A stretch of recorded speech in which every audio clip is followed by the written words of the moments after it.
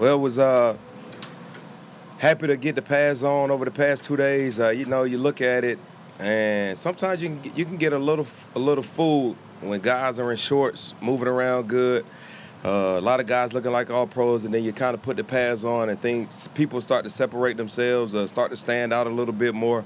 Thought we've had really 2 great back-to-back days of practice. Guys understanding and knowing how to practice, how to protect your teammate, while still being able to get good work. You know, as we get ready to prepare to go out to Seattle next Thursday, I'm excited about it. See a lot of young guys play, to see what they're able to put together and what type of impact they have on our team moving forward. Are there any guys that have stood out to you when you talk about the pads coming on and noticing something? Yeah, I think there's been a couple of guys that quickly come to mind. I think Will Cuenca's been doing a great job coming off of injury that he had during OTAs. He's bounced back really strong. Ivan Pace has flashed a lot. He's been showing some really great punch within the box, really showing to be able to be really, really slippery in terms of taking on guys, working edges. Lucky Jackson has been quite a surprise, just kind of looking at his background and how far he's come, you know, through the XFL to where he is now. And, you know, he's really starting to really put in some really, really good work and a lot of good things on tape, and I'm excited about watching him play. So those are kind of just a couple of guys that really stick out for me.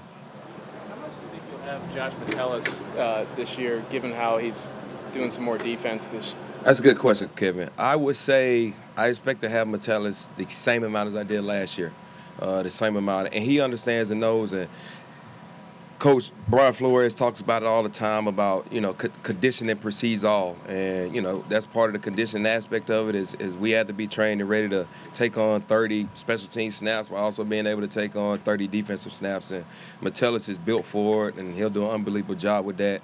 And, you know, I don't expect his focus or his intentionality behind, you know, what he pours into special teams, as he's a captain of that unit, and he'll continue on to have that impact as he usually does. Wes gave us some pretty good news about Tristan Jackson.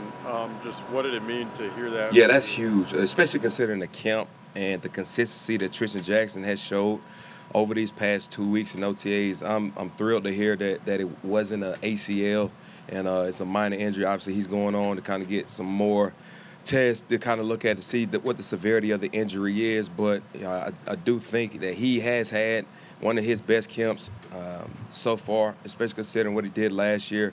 We did a really good job, but he's just been building on it. You know, the toughness is starting to come along. You're starting to see the ability to work at the line of scrimmage, to work edges on guys, to be really have really good, what I would consider to be roots in the blocking game, taking on bigger guys. And so, you know, he's done a lot and worked a lot throughout the OTAs and the summer program to put his body where it needs to be at. And so I'm excited about that. Matt, what are you working on with Greg Joseph this camp that maybe you didn't last year?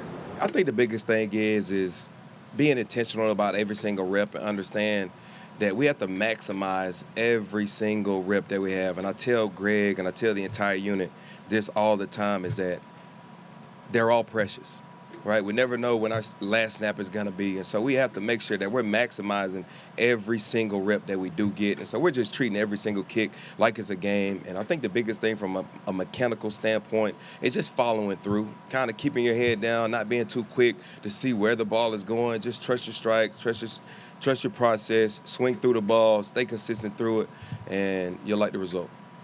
Matt, Kevin talked the other day about Brian Flores and his knowledge of special teams. How much have you guys talked about just the... We've talked about the kicking game a lot, and he emphasizes a lot. I actually just met with the entire defense yesterday about special teams, just showing some drills that we did. It was a big special teams day for us, and so he gave me the floor. I was able to speak with the entire defense for about 20 minutes. He has a kicking background, a special teams background, where he started as an actual assistant, then he worked over to the scouting and found his way back to coaching. And so he's big on the kicking game. He understands the priority of it all, and he's in the meeting rooms.